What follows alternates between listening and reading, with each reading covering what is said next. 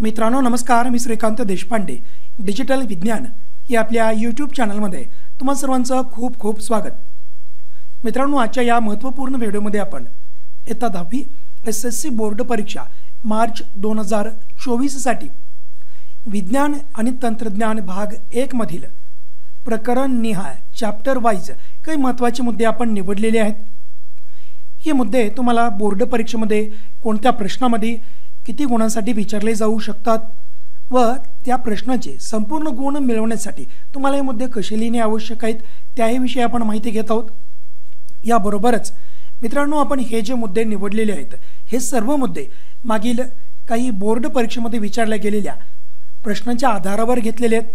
त्यामुळे तुम्हाला लक्षामध्ये येईल की बोर्ड परीक्षा प्रश्नपत्रिका जर आपण व्यवस्थित प्रकारे हाताळले असतील, पाहिले असतील तर आपल्याला लवकर लक्षामध्ये येईल की काही प्रश्न वारंवार विचारले जात आहेत, ठरलेले प्रश्न आहेत. त्यामुळे त्या प्रश्नांची आपल्याला चांगल्या प्रकारे तयारी करायची आहे आणि हे जर केलं तर येणाऱ्या बोर्ड परीक्षेमध्ये तुम्हाला नक्कीच जास्तीत जास्त मार्क्स मिळतील. मित्रांनो, चॅनलवरती नवीन असाल तर नक्कीच चॅनलला सबस्क्राईब करा व बेल आयकॉन प्रेस करायला विसरू नका, जेणेकरून नव्याने अपलोड केलेल्या व्हिडिओचं नोटिफिकेशन सर्वात अगोदर तुम्हाला मिळेल. चला मित्रांनो, आजच्या या व्हिडिओला सुरुवात करूया. सर्वात पहिला पाठ आहे आपला प्रकरण पहिले गुरुत्वाकर्षण.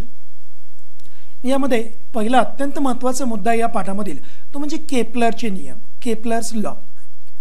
यावरती आपल्याला बऱ्याच वेळेस प्रश्न विचारले गेलेले आहेत. सरळ प्रश्न येतो, प्रश्न क्रमांक 3 मध्ये केपलरचे नियम लिहा. प्रश्न तिसऱ्यामध्ये आपल्याला 3 गुणांचे प्रश्न असतात. तिसऱ्यामध्ये जर हा प्रश्न विचारला तर पहिला नियम, त्यानंतर दुसरा नियम व तिसरा नियम अगदी सविस्तरपणे आपल्याला लिहिणं आवश्यक आहे. बऱ्याच वेळेस प्रश्न तिसऱ्यामध्येच आपल्याला अशा प्रकारची आकृती विचारली जाते केपलरच्या नियमावर आधारित, आणि ही आकृती देऊन तुम्हाला प्रश्न 3 उपप्रश्न विचारले जातात की आकृती कोणत्या नियमाची आहे, त्याचे 3 नियम लिहा. तर अशा प्रकारे हे सर्व आकृतीवर आधारित आपल्याला प्रश्न येतील. त्यानंतर याच पाठामधील न्यूटनचा वैश्विक गुरुत्वाकर्षणाचा सिद्धांत, Newton's universal law of gravitation. तर अशा प्रकारचे प्रश्न आपल्याला येतील. 2 मार्कासाठी हा प्रश्न येऊ शकतो प्रश्न क्रमांक 2ब मध्ये, किंवा यावर आधारित ही अशी आकृती देतील व या आकृतीवर आधारित आपल्याला प्रश्न विचारले जातील. त्यानंतर याच पाठामध्ये जीच्या मूल्यात होणारे बदल, व्हेरिएशन इन व्हॅल्यू ऑफ जी, प्रश्न क्रमांक 3 मध्ये 3 मार्कांसाठी हा प्रश्न येऊ शकतो. याची चांगल्या प्रकारे तयारी करा मित्रांनो. याचबरोबर मुक्तपतन म्हणजे काय, फ्री फॉल, यासोबतच मुक्ती वेग, इस्केप वेलोसिटी, यावर देखील आधारित प्रश्न येतील.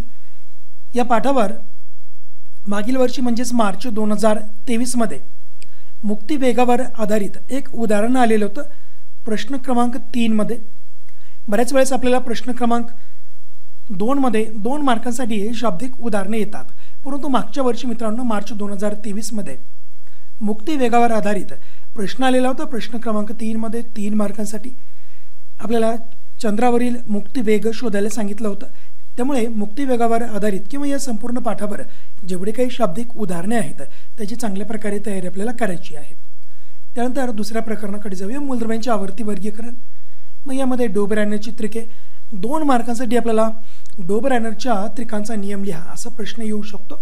नियम लिहून त्याची आपल्याला उदाहरणं द्यायची आहेत, त्यामुळे याची चांगल्या प्रकारे तयारी करायची आहे. त्यानंतर न्यूलँड्सच्या अष्टकांचा नियम, न्यूलँड्स लॉ ऑफ ऑक्टावेव्ज, हा देखील 2 मार्कांसाठी येऊ शकतो. त्यानंतर हा मुद्दा अत्यंत महत्त्वाचा मित्रांनो, मेंडेलीच्या आवर्त सारणीचे गुण किंवा त्रुटी. प्रश्न क्रमांक 3 मध्ये 3 मार्कांसाठी हा प्रश्न वारंवार विचारला गेलेला आहे. एकतर तुम्हाला गुण विचारले जातील किंवा त्रुटी अथवा दोष विचारले जातील. त्यामुळे हा मुद्दा अत्यंत महत्त्वाचा आहे. मेरिट्स और डिमेरिट्स ऑफ मेंडेलीव्ज पिरियॉडिक टेबल. त्यानंतर पुढे जाऊया, आधुनिक आवर्त सारणी. यामध्ये आधुनिक आवर्त सारणीची रचना यावर प्रश्न विचारले जाऊ शकतात. Structure of modern periodic table, ठीक आहे. त्यानंतर अणु आकारमान, ॲटॉमिक साईज, यासोबतच धातू अधातू गुणधर्म, ज्याला आपण मेटॅलिक नॉन मेटॅलिक कॅरेक्टर्स. मित्रांनो, हे दोन्ही मुद्दे एकमेकाशी संबंधित आहेत. अणु आकार व धातू अधातू गुणधर्म. बऱ्याच वेळेस आपल्याला परीक्षेमध्ये प्रश्न येतात की की आधुनिक आवर्त सारणीमध्ये डावीकडून उजवीकडे जात असताना अथवा आवर्त सारणीच्या वरच्या भागाकडून तळाकडे येत असताना अणूच्या आकारामध्ये काय बदल होतो, त्याचबरोबर धातू अधातू गुणधर्मामध्ये कशा प्रकारे बदल होतो यावर बऱ्याच वेळेस प्रश्न आलेले आहेत. त्यामुळे दोन्ही मुद्दे हे अत्यंत महत्त्वाचे आहेत. यासोबतच या पाठावरील स्वाध्यायामधील काही कृतीयुक्त प्रश्नांची तयारी आपल्याला चांगल्या प्रकारे करणे आवश्यक आहे.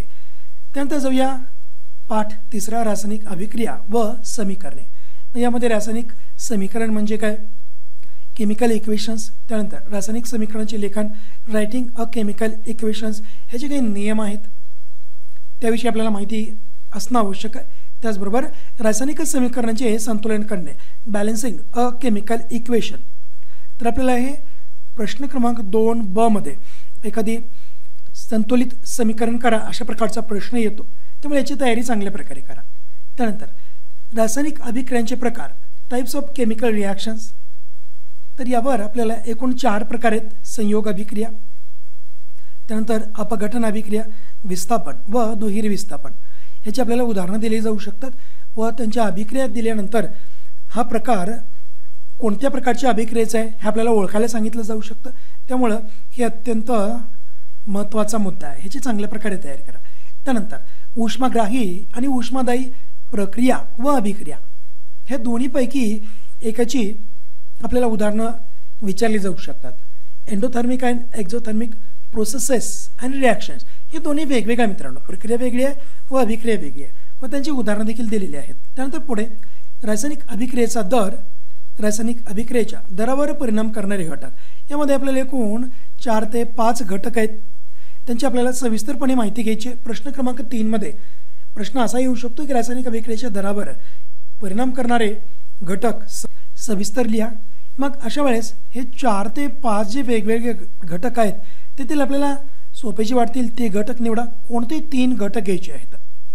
बऱ्याच वेळेस परीक्षेमध्ये आपल्याला ही रासायनिक अभिक्रियेच्या दरावर परिणाम करणारे घटक परीक्षेमध्येच दिले जातात. उदाहरणादाखल अभिक्रियाकारकांच्या कणांचा आकार, अभिक्रियाकारकांचे स्वरूप.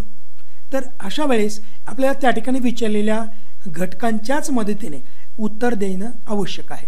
त्यामुळे सर्वच मुद्दे चांगल्या प्रकारे तयार करणे आवश्यक आहेत. त्यानंतर ऑक्सिडीकरण व क्षपण, ऑक्सिडेशन अँड रिडक्शन. मग यामध्ये अत्यंत महत्त्वाचा एक घटक आहे, तो म्हणजे रेडॉक्स अभिक्रिया. आपल्या पुस्तकामध्ये किंवा या पाठामध्ये केवळ 4 ते 5 रेडॉक्स अभिक्रियांची उदाहरणं दिलेली आहेत. हे सर्व उदाहरणं बाजूला घ्या आणि त्यानुसार त्यांची तयारी करा. यावर प्रश्न 3 मार्कासाठी प्रश्न क्रमांक 3 मध्ये विचारला जाऊ शकतो की रेडॉक्स अभिक्रिया म्हणजे काय, एका उदाहरणासह स्पष्ट करा. त्यामुळे कोणतेही एक उदाहरण अत्यंत चांगल्या प्रकारे त्याची तयारी करून घ्या की रेडॉक्स अभिक्रियेचं उदाहरण आपल्याला परीक्षेमध्ये जर विचारलं तर त्या ठिकाणी रेडॉक्स अभिक्रियेची व्याख्या लिहून ते उदाहरण आपल्याला स्पष्टपणे सविस्तर लिहिणं आलं पाहिजे. हे उदाहरण लिहिल्यानंतर आपल्याला त्या ठिकाणी उत्तरामध्ये काय लिहायचं आहे, स्पष्टीकरणामध्ये पहिला मुद्दा की दिलेल्या या रासायनिक अभिक्रियेमध्ये कोणाचं ऑक्सिडीकरण होतं व कोणाचं रिडक्शन होतं आहे, क्षपण होतं आहे, हे देखील सांगता यायला पाहिजे. दुसऱ्या प्रकारे प्रश्न असा येतो की तुम्हाला खाली एक अभिक्रिया दिली जाते, समीकरण दिले जातं आणि तुम्हाला विचारलं जातं या अभिक्रियेचा प्रकार कोणता. चला, हा प्रकार आहे तो रेडॉक्स अभिक्रिया. व परत दुसरा प्रश्न विचारला जातो की दिलेल्या अभिक्रियाकारकांमध्ये किंवा दिलेल्या अभिक्रियेमध्ये कोणत्या अभिक्रियाकारकांचं रिडॉक्स होत आहे व कोणत्या अभिक्रियाकारकांचं ऑक्सिडीकरण होत आहे, हे सविस्तर आपल्याला वर्णन करणं आवश्यक आहे. त्यामुळे याच्याकडे थोडंसं अधिक लक्ष द्या. हा प्रश्न अत्यंत महत्त्वाचा आहे. त्यानंतर क्षरण म्हणजे काय, क्षरणाची व्याख्या आपल्याला येऊ शकते. त्याचबरोबर खवटपणा, बऱ्याच वेळेस शास्त्रीय कान्यतेमध्ये हा प्रश्न येतो. हे खाद्यतेल जर बऱ्याच काळचं खाद्यतेल असेल तर त्या खाद्यतेलाला खवटपणा प्राप्त होतो, त्याची चव बदलते किंवा अशा खाद्यपदार्थामध्ये तळलेले पदार्थ हे आपल्यासाठी आरोग्यासाठी उपयुक्त नसतात. तर अशा प्रकारचे प्रश्न या खवटपणा या मुद्द्यावरती येऊ शकतात. पुढे जाऊया. पाठ क्रमांक 4 विद्युतधारेचे परिणाम. यामध्ये विद्युतधारेचे औष्णिक परिणाम, heating effect of electric current, हा मुद्दा अत्यंत महत्त्वाचा आहे. प्रश्न असा येऊ शकतो की विद्युतधारेचे औष्णिक परिणाम म्हणजे काय व या औष्णिक परिणामावर चालणाऱ्या उपकरणांची यादी लिहा. या ठिकाणी यादी लिहा म्हटल्यानंतर मग आपल्याला विद्युत शेगडी, विद्युत हीटर, त्याचबरोबर ओव्हन, इस्त्री, तर अशा प्रकारचे किंवा विद्युत बल्ब हे अशा प्रकारची उपकरणाची यादी आपल्याला लिहायची आहे. मग या ठिकाणी यादी लिहित असताना 5 ते 6 उपकरणाची यादी असणं आवश्यक आहे. त्यानंतर बऱ्याच वेळेस आपल्याला विद्युतधारेच्या औष्णिक परिणामावर असाही प्रश्न येतो की विद्युतधारेचे औष्णिक परिणाम लिहा व विद्युत बल्बचं, विद्युत इस्त्रीचं कार्य कशा प्रकारे चालतं हे सविस्तरपणे वर्णन करा. त्यानंतर अतिभार, प्रश्न क्रमांक 3 मध्ये 3 गुणांसाठी हा प्रश्न येऊ शकतो ओव्हरलोडिंगचा. प्रश्न कसा असतो, अतिभार म्हणजे काय, अतिभार केव्हा होतो व अतिभार झाल्यानंतर काय होतं, त्याचबरोबर शेवटी अतिभार टाळण्यासाठी कोणती उपाययोजना केली पाहिजे, अशा प्रकारचा प्रश्न येतो या अतिभारावर. त्याचबरोबर नालकुंतलातून जाणाऱ्या विद्युतधारेमुळे निर्माण होणारे चुंबकीय क्षेत्र, तर याची एक आकृती आहे मित्रांनो. या आकृतीवर देखील आधारित आपल्याला प्रश्न विचारले जाऊ शकतात. त्याची तुम्हाला चांगल्या प्रकारे तयारी करणं आवश्यक आहे. पुढे जाऊया. फ्लेमिंगचा डाव्या हाताचा नियम, फ्लेमिंग्स लेफ्ट हँड रूल. मग यामध्ये आपल्याला माहिती आहे की फ्लेमिंगच्या डाव्या व उजव्या हाताचे नियम आहेत, हे दोन्हीची तयारी करायची. परंतु डाव्या हाताचा नियम आहे, मग यावर आधारित कोणतं उपकरण चालतं, इलेक्ट्रिक मोटार, विद्युत चलित्र. मग याचं तत्व व कार्य म्हणजेच काय, इलेक्ट्रिक मोटार, प्रिन्सिपल आणि वर्किंग. मग आपल्याला इलेक्ट्रिक मोटारची, विद्युत चलित्राची आकृती दिलेली आहे मित्रांनो. त्या आकृतीवर आधारित प्रश्न येईल. प्रश्न काय येईल, आकृती दिली जाईल आणि काय विचारतील, ही आकृती कोणत्या उपकरणाची आहे, हे उपकरण कोणत्या तत्वावरती काम करतं आणि या उपकरणाचं तत्व व कार्य लिहा, अशा प्रकारचे प्रश्न येऊ शकतात. पुढे जाऊया. विद्युत चुंबकीय प्रवर्तन, इलेक्ट्रोमॅग्नेटिक इंडक्शन, हा देखील मुद्दा महत्त्वाचा आहे. त्यानंतर फ्लेमिंगच्या उजव्या हाताचा नियम, फ्लेमिंग्स राईट हँड रूल. मग यामध्ये या नियमावर काम करणारं कोणतं उपकरण आहे, विद्युत जनित्र, ज्याला आपण इलेक्ट्रिक जनरेटर म्हणतो. परत इथे त्याच प्रकारचे प्रश्न येऊ शकतात. याची आकृती देतील व आकृतीवर आधारित प्रश्न. त्याचबरोबर फ्लेमिंगच्या डाव्या हाताचा नियम व उजव्या हाताचा नियम याच्या देखील आकृती आहेत पुस्तकामध्ये. त्याची आकृती देतील व विचारतील, ही आकृती कोणता नियम स्पष्ट करत आहे किंवा ही आकृती कोणत्या नियमावर आधारित आहे. त्यावर आपल्याला वेगवेगळ्या प्रकारचे प्रश्न प्रश्न क्रमांक 3 मध्ये विचारले जाऊ शकतात. त्याचबरोबर गॅल्व्हनोमीटर, मित्रांनो यावरती टीप लिहा, अशा प्रकारचा प्रश्न येईल. किंवा गॅल्व्हनोमीटरचं चित्र देखील आपल्याला पुस्तकामध्ये दिलेलं आहे, तर त्याची माहिती आपल्याला विचारली जाऊ शकते. हे उपकरण कोणते व याचा वापर कशासाठी केला जातो. आपल्याला माहिती आहे गॅल्व्हनोमीटरच्या मदतीने सूक्ष्म, अतिसूक्ष्म प्रमाणात वाहणारी विद्युतधारा मोजता येते व गॅल्व्हनोमीटरच्या मदतीने वाहकामधून वाहणाऱ्या विद्युतधारेची दिशा देखील आपण निश्चित करू शकतो किंवा जाणून घेऊ शकतो. त्यामुळे टीप लिहामध्ये गॅल्व्हनोमीटर विचारला जाऊ शकतो. पाठ 5वा, उष्णता. मग यामध्ये अप्रकट उष्मा, लेटेंट हीट, पुनर्हिमायन याची एक आकृती आपल्याला बर्फाच्या लादीची, याची व्याख्या विचारली जाऊ शकते. त्यानंतर या पाठामधील दुसरा अत्यंत महत्त्वाचा मुद्दा आहे, तो म्हणजे पाण्याचे असंगत आचरण. आणि यामध्ये होपच्या उपकरणाची आपल्याला आकृती दिलेली आहे. तर हा प्रश्न जुलै 2023 मध्ये विज्ञान भाग 1च्या पेपरमध्ये विचारला मित्रांनो. प्रश्न क्रमांक 4 मध्ये 5 गुणांसाठी हा प्रश्न आलेला आहे. प्रश्न काय होता, तिथं आपल्याला आकृती दिलेली होती होपच्या उपकरणाची. आकृतीचे निरीक्षण करून विचारलेल्या प्रश्नाची उत्तरे लिहा. काय प्रश्न असतील की आकृतीचे निरीक्षण करून या उपकरणाचं नाव लिहा. नाव आहे होपचं उपकरण. यावरून कोणत्या भौतिक गुणधर्माचा अभ्यास करता येतो, तर पाण्याचे असंगत आचरणाचा अभ्यास करता येतो. तर यावरील भौतिक घटनेचे एखादे नैसर्गिक उदाहरण लिहा. अशा प्रकारचे प्रश्न आपल्याला आलेले आहेत. तर या जुलै 2023ची आन्सर की आपल्या चॅनलवरती अपलोड केलेली आहे. तुम्ही नक्की एकदा तो व्हिडिओ पाहून घ्या. त्यामुळे हा मुद्दा अत्यंत महत्त्वाचा आहे मित्रांनो. त्यानंतर दवबिंदू, तापमान आणि आर्द्रता यामध्ये काही व्याख्या दिल्या आहेत मित्रांनो.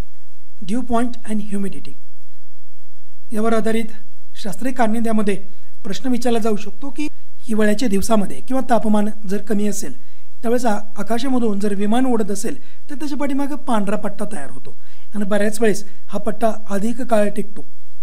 अशा प्रकारचे शास्त्रीय कारणे यामध्ये प्रश्न येऊ शकतो या मुद्द्यावर आधारित. पुढे जाऊया. विशिष्ट उष्माधारकता, यामध्ये स्पेसिफिक हीट कॅपॅसिटी याची देखील आकृती आहे. मेणाचा थर आहे आणि मेणाच्या थरावर ठेवलेले लोखंडाचा, शिसाचा आणि तांब्याचा जो काही गोळा आहे त्यावर आधारित प्रश्न तुम्हाला विचारले जाऊ शकतात. त्यानंतर पाठ 6 प्रकाशाचे अपवर्तन. यामध्ये प्रकाशाचे अपवर्तन म्हणजे काय व्याख्या येऊ शकते. Refraction of light. इथं अपवर्तनाचे नियम आहेत, लॉज ऑफ रिफ्रॅक्शन.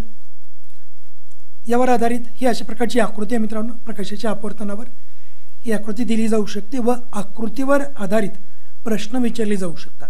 त्यानंतर प्रकाशाचे अपस्करण, डिस्पर्शन ऑफ लाईट याची व्याख्या येईल किंवा ही आकृती देतील व यावर आधारित प्रश्न विचारले जातील. त्यानंतर अत्यंत महत्त्वाचा मुद्दा आहे इंद्रधनुष्याची निर्मिती.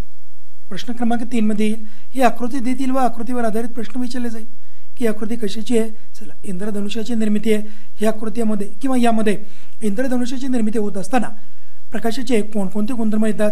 इथं प्रकाशाचं अपवर्तन होतं आहे, अपस्करण होतं आहे, आंतरिक परावर्तन आहे, परत आणखी परावर्तन आहे. तर अशा प्रकारचे हे प्रश्न तुम्हाला या मुद्द्यावरती विचारले जाऊ शकतात. त्यानंतर प्रश्न क्रमांक 7 भिंगे व त्यांचे उपयोग. यामध्ये वैरगोल भिंगाद्वारे मिळणाऱ्या प्रतिमा, images formed by convex lenses. मग इथं प्रतिमा मिळविण्याचे 3 नियम. मार्च 2019 मध्ये हा प्रश्न आलेला होता की हे 3 नियम लिहा. प्रश्न क्रमांक 3 मध्ये केवळ 3 नियम लिहायचे आहेत आपल्याला. 1 नियम लिहिला 1 गुण. बऱ्याच वेळेस आपल्याला अशा प्रकारची आकृती देतील व या आकृतीवर आधारित नियम लिहा. त्यामुळं याची चांगल्या प्रकारे तयारी करणं आवश्यक आहे. त्यानंतर या पाठामधील पुढचा अत्यंत महत्त्वाचा मुद्दा आहे तो म्हणजे भिंगासाठी चिन्ह संकेत. आपल्याला पुस्तकामध्ये या चिन्ह संकेतासाठी अशी माहिती दिलेली आहे.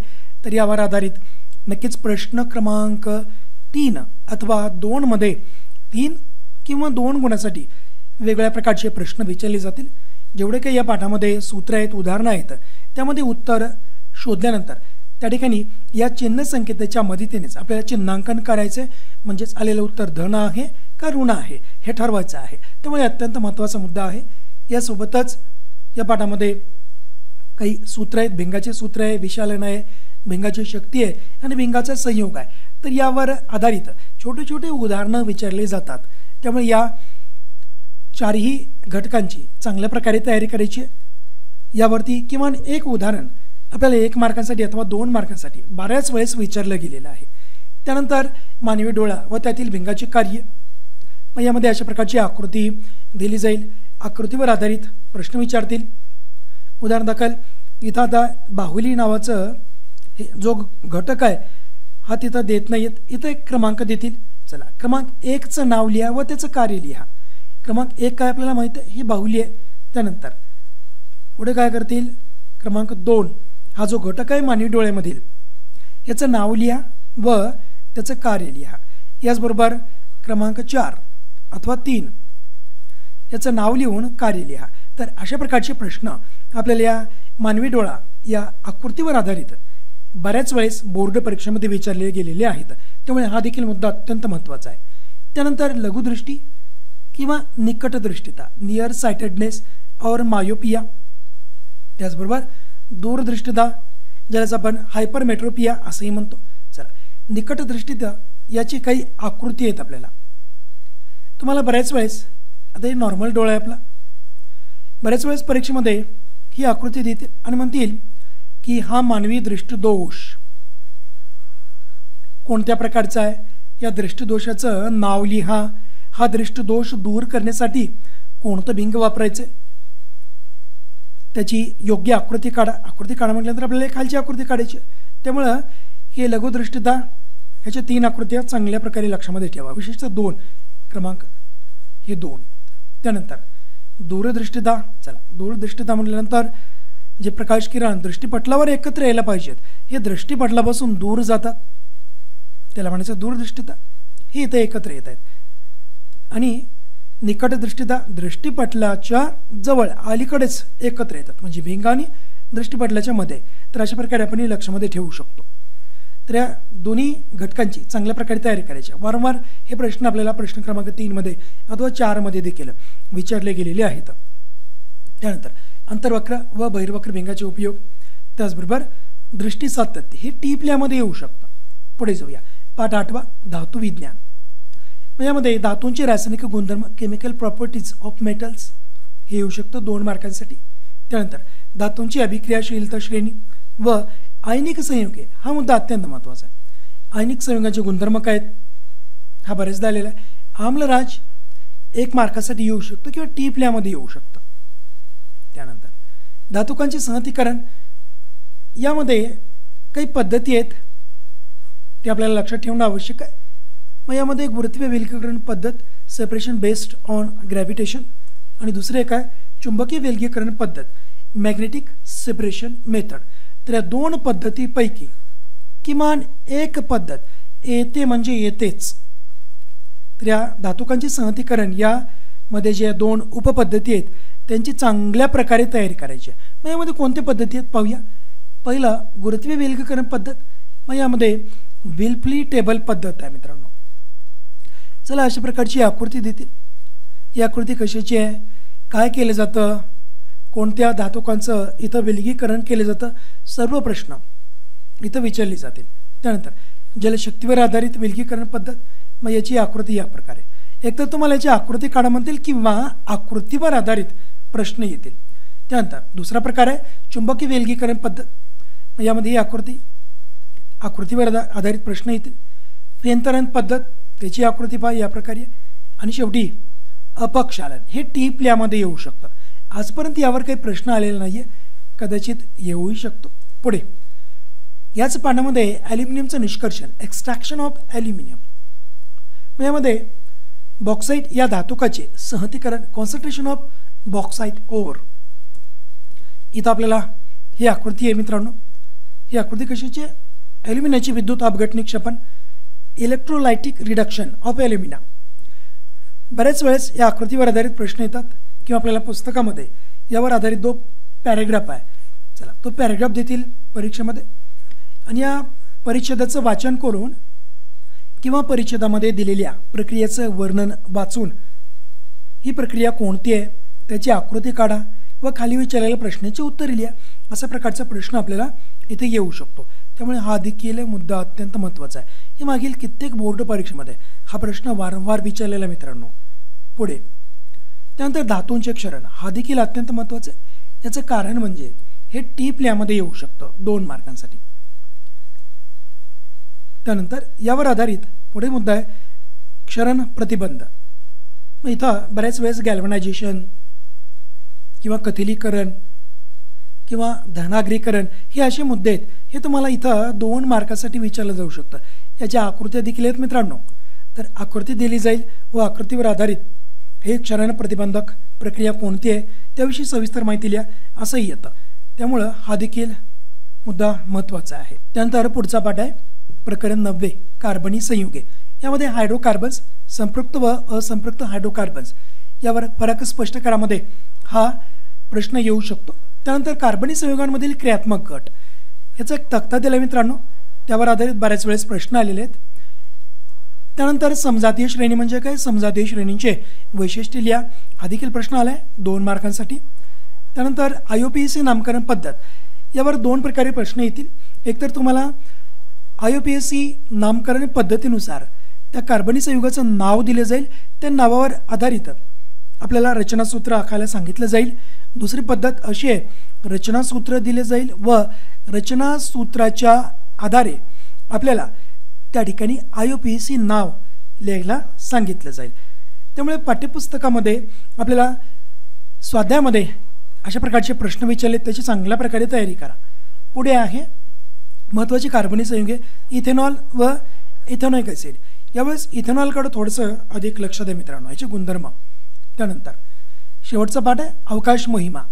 यामध्ये अवकाश मोहिमांची गरज व महत्त्व व त्याचबरोबर कृत्रिम उपग्रह व त्यांचे प्रकार विचारले. तर याच्याकडे येऊया आपण, कृत्रिम उपग्रहाकडे. अवकाश मोहिमेची गरज व महत्त्व यामध्येच भारताचे अवकाश मोहिमामध्ये योगदान काय आहे त्यावरती देखील प्रश्न येतो. आता इथं कृत्रिम उपग्रह म्हणजे काय असाही प्रश्न येतो. तर इथं आपल्याला पुस्तकामध्ये अशा प्रकारचा तक्ता दिला आहे. तर या तक्त्याची चांगल्या प्रकारे तयारी करायची आहे. इथं उपग्रहाचे प्रकार कोणते आहेत, त्यांचं कार्य काय व त्या उपग्रह मालिकांची नावे काय आहेत व उपग्रह प्रक्षेपकांची नावे कोणती आहेत यावरती बऱ्याच वेळेस प्रश्न आलेला आहे. त्यानंतर कृत्रिम उपग्रहाच्या भ्रमणकक्षा, ऑर्बिट्स ऑफ आर्टिफिशियल सॅटेलाइट्स, मग यामध्ये उच्च कक्षा, मध्यम कक्षा, निम्न कक्षा, त्याचं जे किलोमीटर्स आहेत त्याविषयी तुम्हाला बऱ्याचदा प्रश्न विचारला गेलेला आहे. हा प्रश्न अत्यंत महत्त्वाचा आहे. यावर आधारित मार्च 2023च्या परीक्षेमध्ये आपल्याला रिकाम्या जागेमध्ये प्रश्न आलेला होता. तर अशा प्रकारचे प्रश्न इथे येतात. त्यानंतर उपग्रह प्रक्षेपक म्हणजे काय, आपल्याला PSLVची आकृती दिली, ती आकृती देतील व त्यावर आधारित प्रश्न येतील. हा देखील मुद्दा अत्यंत महत्त्वाचा आहे. पुढे चंद्रमोहिमा, वेगवेगळ्या देशांनी चंद्रमोहिमेमध्ये आपलं योगदान कोणतं दिलं व भारताचं योगदान कोणतं आहे यावरही आधारित प्रश्न येतील टिपल्यामध्ये. त्यानंतर मंगळ मोहिमा, त्याचबरोबर अवकाशातील कचरा व त्याचे व्यवस्थापन यावरती देखील प्रश्न येऊ शकतो टिपल्यामध्ये. तर मित्रांनो, अशा प्रकारे आजच्या या व्हिडिओमध्ये आपण मागील बोर्ड परीक्षेमधील काही प्रश्नपत्रिकेची माहिती घेऊन आपण निवडक मुद्दे घेतले होते. ते कोणत्या प्रश्नामध्ये किती मार्कासाठी विचारले जातील याविषयी तुम्हाला माहिती सांगितली. तर सर्वांची तुम्ही चांगल्या प्रकारे तयारी करायची. त्यानंतर येणाऱ्या पुढच्या व्हिडिओमध्ये विज्ञान भाग 2 मधील असेच महत्त्वाचे मुद्दे आपण प्रकरण निहाय घेणार आहोत. त्यामुळे नक्कीच चॅनलला सबस्क्राईब करा. धन्यवाद.